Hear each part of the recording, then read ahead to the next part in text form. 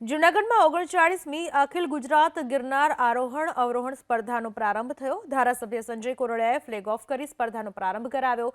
ગરવા ગિરનારને sir કરવા રાજ્યભરમાંથી 1190 સ્પર્ધકોએ ભાગ લીધો છે। ભાઈઓએ 5500 પગથિયા અને બહેનોએ 2200 પગથિયા સુધી દોડ લગાવવાની રહેશે।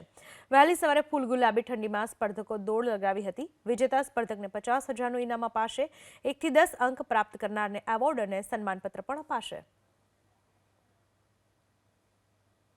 गुजरात राज्य रमतगमत અને सांस्कृतिक विभाग द्वारा आयोजित 39મી गिरनार आरोहण अवरोहण स्पर्धाની શરૂઆત થઈ ગઈ છે।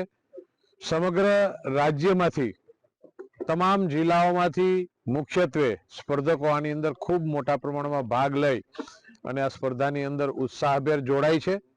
બે તબક્કામાં સ્પર્ધાઓ યોજાઈ છે। પહેલા તબક્કાની અંદર રાજ્યની અને બીજા તબક્કામાં નેશનલ લેવલની।